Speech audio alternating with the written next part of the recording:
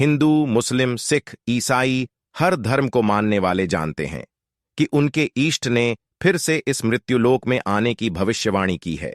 हिंदू धर्म के प्राचीन ग्रंथ गरुड़ पुराण, विष्णु पुराण, अग्नि पुराण व कल की पुराण में कलयुग का वर्णन देखने को मिलता है।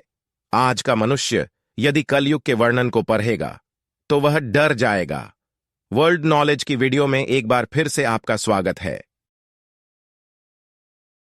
कलयुग का वर्णन भगवान श्री कृष्ण ने जो हजारों वर्षों पहले किया था, उसका एक एक शब्द आज सच साबित हो रहा है। यह हमारा सौभाग्य ही है कि हमने इस धरती पर जन्म लिया, यहाँ की संस्कृति में पले बढ़े। भारत आर्षि मुनियों, संत महात्माओं, श्रेष्ठ गुरुजनों, दिव्य पुरुषों का देश है। इन दिव्य श्रेष्ठ गुरु ने कई धार्मिक ग्रंथ, कई शास्त्र, बहुत सारे उपनिषद और 18 पुराणों की रचना की। उन्हीं 18 पुराणों में से एक पुराण है कल की पुराण। हम सभी लोग कल की भगवान, कली पुरुष, कलयुग में धरती का अंत, यहाँ बढ़ते अधर्म, अत्याचार, मोक्ष और भी बहुत सी तरह की भविष्यवाणियों के बारे में सुनते आ रहे हैं। तो जानते हैं इन सभी बातों के बारे में कल की पुराण में क्या क्या कहा गया है। भगवान श्री कृष्ण के बैकुंठ लोक जाने के बाद कल युग की शुरुआत हुई।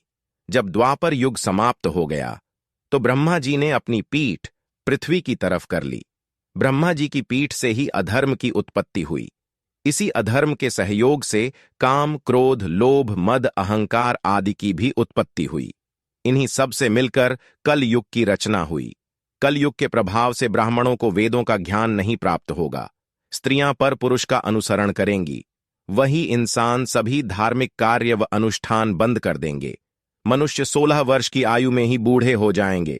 लोग बेवजह ही आपस में कलह करेंगे। लोग ब्याज से अपनी आजीविका चलाएंगे। वे निर्धनों का शोषण करेंगे। कलयुग के प्रभाव से ही शिष्य अपने गुरु की निंदा करेंगे। न्यायाधीश दंड देने में असमर्थ और कमजोर हो जाएंगे। जो अधिक बोलेंगे वही पंडित और ज्ञानी कहलाएंगे। धन की कामना से ब्राह्मण शूद्रों के यहाँ भोजन, भजन व पूजा आदि करेंगे। स्वयं राजा ही प्रजा का शोषण करेगा, जिसके कारण सारी प्रजा कर्ज में डूब जाएगी। तब सारी प्रजा जंगल में रहने के लिए विवश हो जाएगी। कलयुग के प्रथम चरण में लोग भगवान की निंदा करेंगे। कलयुग के दूसरे चरण में लोग भगवान को भूल जाएंगे। तीसरे चरण में वर्ण संकर उत्पन्न होंगे। चौथे चरण में लोग जाति पाति धर्म सब भूल जाएंगे, जिससे पृथ्वी पर उपस्थित सभी देवता पीड़ित होंगे। वे पृथ्वी की रक्षा और धर्म की पुनर्स्थापना के लिए ब्रह्मा जी की स्तुति करेंगे। तब ब्रह्मा जी सभी देवताओं के साथ भगवान विष्णु की स्तुति करेंगे। कलयुग में पुनः धर्म की स्थापना करने के लिए प्रार्थना करेंगे। सभी देवताओं की स्तुति सुन भगवान विष्णु ने कहा कि मैं शीघ्र ही कलयुग में संभल ग्राम में जन्म लूंगा। मेरा जन्म विष्णु यश ब्राह्मण के यहाँ उनकी पत्नी सुमति के गर्भ से होगा। भगवान विष्णु वैशाख शुक्ल द्वादशी के दिन इस धरती पर जन्म लेंगे। भगवान विष्णु के इस धरती पर आते ही स्वयं गंगा जी उनका अभिषेक करेंगी। सभी लोग वेदों का अनुसरण करेंगे। सहृदय ब्राह्मण विष्णु यश पुत्र के नामकरण के लिए यजु और सामवेदी ब्राह्मणों को आमंत्रित करेंगे। भगवान कल्कि के बालक रूप का दर्शन करने के लिए सप्त चिरंजीवी भिक्षुक का भेष बनाकर संभल ग्राम में आएंगे। विष्णु यश आदर पूर्वक सभी का सम्मान करेंगे। सभी भिक्षुक विष्णु यश की गोद में बैठे भगवान कल्कि के बालक रूप का दर्शन करेंगे। वे उन्हें पहचान लेंगे कि यह श्री हरि विष्णु हैं, जिन्होंने कलयुग के पापों का नाश करने के लिए अवतार लिया है। अतः इनका नाम कल्कि होगा, जो कली का अंत करेंगे। इस प्रकार सभी उनका नामकरण कर वहां से चले जाएंगे। माता सुमति ने कल्कि का पालन पोषण किया। वे दिन प्रतिदिन शीघ्रता से बड़े होंगे। भगवान कल्कि के 3 बड़े भाई कवि, राग और सुमंत्रक होंगे।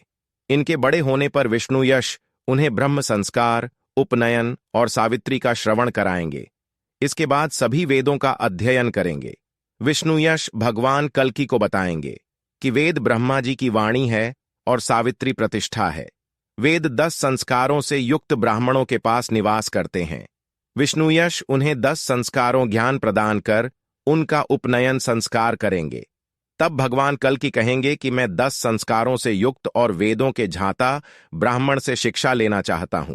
इस पर विष्णुयश कहेंगे कि ऐसा ब्राह्मण अधर्मी और ब्राह्मण के शत्रु कली के सताने से सभी ब्राह्मण यह स्थान छोड़कर चले गए।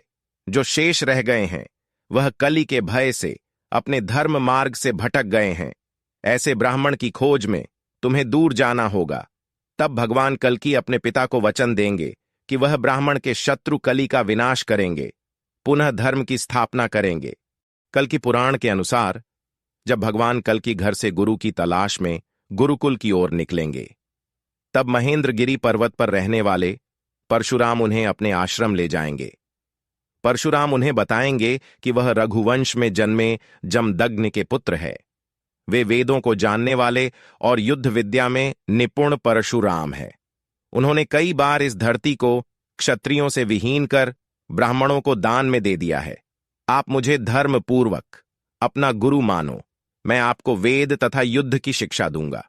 परशुराम उन्हें बताएंगे कि वह कई वर्षों से महेंद्रगिरी पर्वत पर उनकी प्रतीक्षा में तपस्या कर रहे हैं। आप यहां अपने वेदों का अध्ययन कीजिए। तब भगवान कल्कि वेदों का अध्ययन करेंगे, साथ ही 64 कलाओं का ज्ञान प्राप्त कर संपूर्ण विद्या में पारंगत होंगे।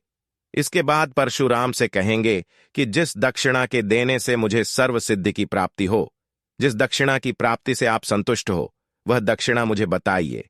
इस पर परशुराम जी भगवान कल्कि से कहेंगे, आप स्वयं भगवान विष्णु के अवतार हैं। आपने मुझसे वेदों व युद्ध की शिक्षा प्राप्त की। अब आप भगवान शंकर से अस्त्र शस्त्र प्राप्त कीजिए। इस धरती से अधर्म और कली का नाश कर धर्म की स्थापना कीजिए।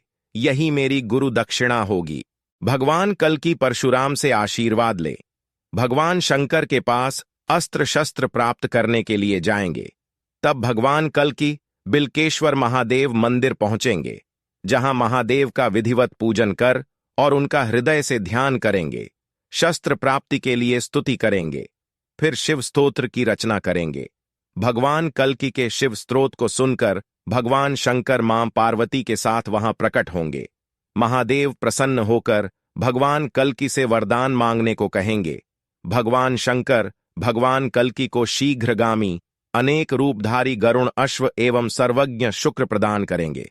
इसके साथ ही रत्न स्वरूप महाकाल कराल, अत्यंत चमकती हुई और पृथ्वी का भार सहन करने वाली तलवार कल्कि को प्रदान करेंगे। फिर भगवान कल्कि ने भगवान शंकर को प्रणाम किया। भगवान शंकर अपने धाम को चले गए। भगवान कल्कि भगवान शंकर द्वारा प्रदान किए गए गरुड़ अश्व पर बैठकर तीव्र वेग से अपने ग्राम संभल आएंगे। वह राजाओं को उपदेश देंगे कि वेद ही उनका अंश है। जो ब्राह्मण वेदों का अध्ययन करते हैं, वेदों द्वारा प्राप्त ज्ञान का संसार में प्रचार करते हैं, वह मेरी ही सेवा करते हैं। ऐसे ब्राह्मण को मैं नमस्कार करता हूं। शुकदेव जी ने भगवान कल्कि को बताया, सिंगल देव के राजा बृहदत्त की एक पुत्री है जिनका नाम पद्मा है। उनकी माता कुमुदी हैं। पद्मा का चरित्र पापों को नाश करने वाला है। उन्होंने बहुत समय तक श्री हरि को पति रूप में प्राप्त करने के लिए तप किया। उनकी तपस्या से प्रसन्न होकर भगवान भोलेनाथ ने उन्हें वरदान दिया। उनके पति स्वयं नारायण होंगे। भगवान नारायण के सिवा जो कोई भी उन्हें काम भाव से देखेगा वह स्त्री बन जाएगा। भगवान भोलेनाथ से मनचाहा वरदान प्राप्त करके पद्मावती अपने पिता के घर आई। राजा बृहदत्त ने अपनी पुत्री को विवाह योग जानकर उनके स्वयंवर का आयोजन करेंगे। इस स्वयंवर के लिए गुणवान, बलवान, महान ऐश्वर्या वाले अनेक राजाओं को आमंत्रित करेंगे।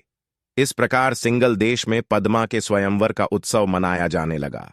विवाह के उद्देश्य सभी देशों के राजा अपनी सेना के साथ वहां पहुंचेंगे। तब राजा बृहदत्त ने अपनी पुत्री पद्मा को स्वयंवर में बुलाया। वह अत्यंत ही सुशोभित थी। शुकदेव भगवान कल्कि से कहते हैं कि उन्होंने स्वयंवर में देखा कि जैसे जैसे रानी पद्मावती आगे बढ़ रही थी, उनके रूप को देखकर सभी राजा मोहित हो गए। उनके मन में पद्मावती को पत्नी के रूप में प्राप्त करने की इच्छा जागृत हुई। उनमें काम भाव प्रकट हुआ।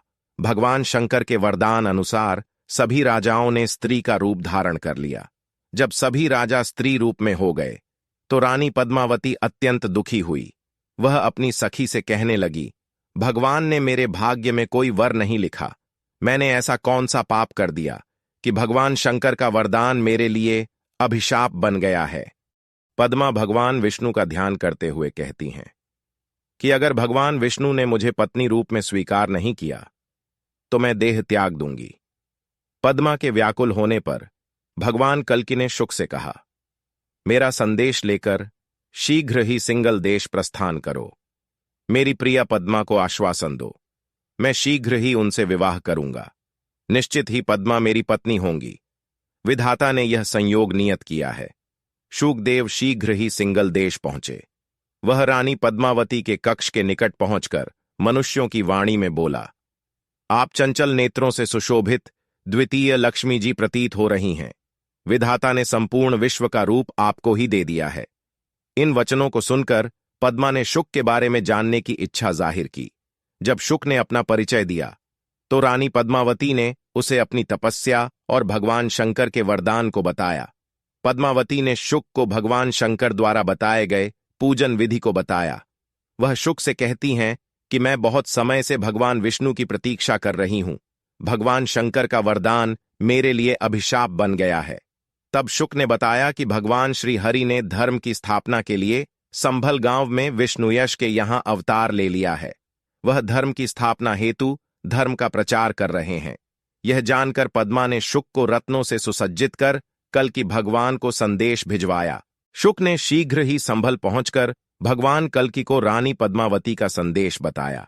भगवान कल्कि शीघ्र ही अपने अश्व पर सवार होकर सिंगल देश पहुंचे। वे सिंगल देश के समीप एक वन में पहुंचे।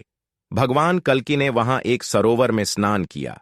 शुक ने रानी पद्मावती को भगवान कल्कि के आगमन की सूचना दी। यह संदेश पाकर पद्मावती अपनी सखियों के साथ शीघ्र ही सरोवर के निकट पहुंची। उन्होंने वहां भगवान कल्कि को शिला पर सोते हुए देखा। उन्होंने देखा कि नील कमल के समान पीतांबरधारी, कमल जैसे नेत्र वाले, विशाल भुजाओं वाले भगवान कल्कि शिला पर शयन कर रहे हैं। उनके अद्भुत रूप को देखकर पद्मा मोहित हो गई। उन्होंने भगवान कल्कि के आगमन का संदेश अपने पिता को बताया। स्वयं नारायण अवतार भगवान कल्कि के आगमन की सूचना पाकर विष्णुयश अत्यंत हर्षित हुए। फिर उन्होंने भगवान कल्कि का विधिवत पूजन किया। तत्पश्चात राजा ने अपनी पुत्री पद्मा का विवाह भगवान कल्कि के साथ विधिपूर्वक कर दिया। अब भगवान कल्कि अपनी पत्नी पद्मा को लेकर संभल आ गए। भगवान कल्कि और पद्मा ने माता पिता का आशीर्वाद लिया। इसके बाद भगवान कल्कि और पद्मा कई वर्षों तक संभल में रहे। भगवान कल्कि के पत्नी पद्मा ने जय और विजय नाम के 2 पुत्रों को जन्म दिया। यह दोनों ही महाबली और वेदों के ज्ञानी होंगे। तब भगवान कल्कि को झांत हुआ कि उनके पिता की अश्वमेध यज्ञ करने की प्रबल इच्छा है। भगवान कल्कि ने अपने पिता से कहा कि मैं कीकटपुर जीतकर धन अर्जित करूंगा, जिससे हमारा अश्वमेध यज्ञ संपन्न होगा। फिर भगवान कल्कि पिता की आज्ञा लेकर सेना सहित कीकटपुर की ओर चल दिए। अत्यंत विस्तार वाले कीकटपुर में लोग कुल धर्म और जाति धर्म को न मानने वाले थे। वह धन और स्त्री आदि के भोग में लिप्त रहने वाले होंगे। कल्कि की सेना ने युद्ध भूमि में लाखों सैनिकों को धराशायी कर दिया। तब जिन्न युद्ध भूमि से डरकर भागने लगा। तभी भगवान कल्कि ने उसके केश और हाथ पकड़ लिए, उसको धराशायी कर दिया। जिन्न को धराशायी देखकर बुद्ध सेना डर गई। भगवान कल्कि अपने घोड़े पर सवार होकर तलवार से सारी सेना का विनाश करने लगे। भगवान कल्कि का संग्राम देखकर सभी लोग भयभीत हो गए। कीकटपुर की संपूर्ण बुद्ध सेना और मंचल सेना का नाश हो गया। यहां से भगवान कल्कि चक्रतीर्थ पहुंचे। यहां पर अपनी सेना सहित कुछ समय निवास किया। यहां से वह हरिद्वार आ गए। यहां पर सतयुग तथा धर्म भगवान कल्कि का दर्शन करने आए। उन्होंने भगवान कल्कि को बताया कि कल्कि ने उन्हें हराकर बंदी बना लिया है। इस समय सभी संतगण कलयुग के प्रभाव से पीड़ित हैं। हे प्रभु, हमारी रक्षा कीजिए। भगवान कल्कि धर्म के साथ कलयुग के राक्षस कली के निवास स्थान पर पहुंचे। यहां पर कलयुग अपने पूर्ण प्रभाव में दिखाई दे रहा था। जब भगवान कल्कि के आगमन की सूचना कली को मिली, तब अपने वाहन उल्लू पर सवार होकर बाहर आया। उसके बाहर आते ही भगवान कल्कि ने उसके साथ युद्ध शुरू कर दिया। कल्कि की सेना में कोप और विकोप नाम के 2 राक्षस हैं, जिन्हें ब्रह्मा जी से वरदान प्राप्त हुआ। दोनों भाई एक जैसी शक्ल के होंगे। इन दोनों के साथ भगवान कल्कि का घोर युद्ध हुआ। दूसरी ओर धर्म ने कल्कि के साथ युद्ध शुरू किया। धर्म का साथ देने के लिए सतयुग भी आ गया। कली अपने आप को हारा हुआ देख अपने भवन में भाग गया। अंततः भगवान कल्कि ने कोप और विकोप का संहार किया। इधर भगवान कल्कि की सेना कली की सेना का संहार कर रही थी। कल्कि की सेना ने कली की संपूर्ण सेना का संहार कर दिया। फिर धर्म सत्य को साथ लेकर राक्षस कली की राजधानी में प्रविष्ट हुए। धर्म ने अपने अग्निबाण से कली के संपूर्ण नगर को जला दिया, जिसमें कली की पत्नी भी जलकर मृत्यु को प्राप्त हुई। तब कली रोता हुआ अदृश्य रूप में अन्य युग में प्रवेश कर गया। इस प्रकार कली यह युग छोड़कर भाग गया। जब भगवान कल्कि राक्षस कली कोप विकोप पर विजय प्राप्त कर लेंगे, तब वे वहां से अपने अश्व पर सवार होकर अपनी सेना सहित मलाड नगर में पहुंचेंगे।